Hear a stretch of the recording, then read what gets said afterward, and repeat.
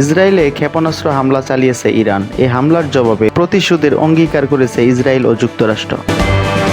স্থানীয় সময় মঙ্গলবার ইরানের হামলা শুরু হয়। এরপর থেকেই ফের উত্তপ্ত হয়ে ওঠে বিশ্ব।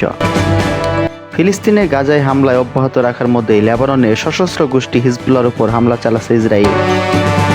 গাজা ও লেবাননে ইসরায়েলে হামলার প্রতিবাদে ইরানের হামলা শুরু হয়েছে বলে তেহরান দাবি করেছে। সার্বিক পরিস্থিতিতে অনেকটা স্পষ্ট হয়ে উঠেছে ইরানের সঙ্গে ইসরায়েলের সংঘাত সহজে থামছে না। ইসরায়েল নাকি ইরান, কে বেশি শক্তিশালী সেই প্রশ্ন এখন সামনে এসেছে সবার। অত্যাধুনিক অস্ত্র ও প্রযুক্তির দিক থেকে ইসরায়েল বিশ্বের অন্যতম শক্তিশালী দেশ। সাম্প্রতিক বছরগুলোতে ইরানও সামরিক প্রযুক্তিতে অনেক দূর এগিয়েছে।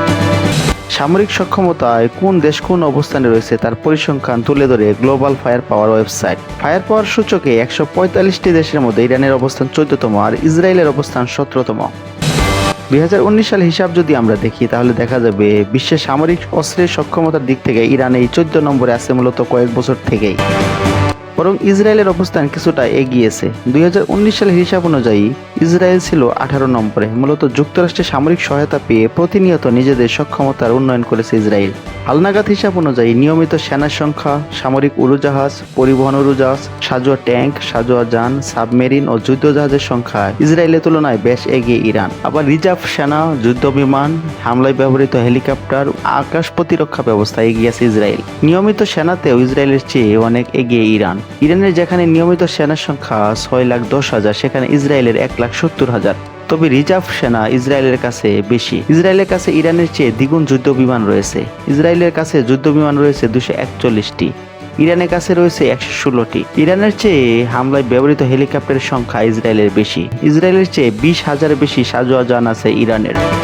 1979 সালে ইসলামী বিপ্লবের পর থেকে পশ্চিমা বিশ্বের কাছ থেকে অস্ত্র ও সামরিক প্রযুক্তি কেনার বিষয়টি কঠিন হয়ে যায় ইরানে। আর 2010 সালে আন্তর্জাতিক নিষেধাজ্ঞায় পড়ার পর থেকে তা পুরোপুরি বন্ধ হয়ে যায়। তবে ইরান বসে থাকেনি, নিজেদের সামর্থ্যেই সক্ষমতা বাড়ানোর চেষ্টা চালিয়ে গেছে। এক্ষেত্রে ইরান সফলও হয়েছে বেশ। পশ্চিমা উন্নত যুদ্ধ ব্যবস্থাকে হিসাবে নিলে ইসরায়েল বেশ ভালো অবস্থানে রয়েছে। সবচেয়ে বড় বিষয় হলো আকাশ প্রতিরক্ষা ব্যবস্থায় ইসরায়েল অনেক এগিয়ে রয়েছে। আর এক্ষেত্রে ইরানের অবস্থা অনেকটা নাজুক। যদিও কাসেম সুলাইমানির মৃত্যুর পর এই খাতে বিনিয়োগ বাড়িয়েছে ইরান। পুরো মধ্যপ্রাচ্যে ইরানকে সমীহ করা হয় মূলত একটি অস্ত্রের কারণে, সেটি হলো ক্ষেপণাস্ত্র।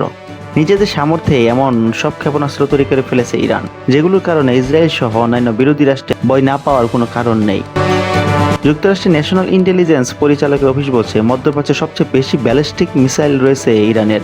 খুব নিখুঁতভাবে লক্ষ্যবস্তুতে হামলা চালাতে না পারলেও এসব মিসাইল বিক্ষিপ্তভাবে ধ্বংসযোগ্য চালাতে সক্ষম। এটা অনেকটা আমেরিকান স্টাইলে ব্রাশ ফায়ার করার মতো বিষয়। সবচেয়ে গুরুত্বপূর্ণ বিষয় হলো ইসরায়েল, সৌদি আরব সহ পারস্য অঞ্চলের বেশিরভাগ দেশ ইরানের ক্ষেপণাস্ত্রের আওতায় আছে। ফলে শত্রুপক্ষের ক্ষয়ক্ষতি সাধনের সক্ষমতা ইরানের ভালোই রয়েছে। আর এটা বিরোধী পক্ষের কপালে দুশ্চিন্তা বাজ ফেলার জন্য খুবই যথেষ্ট।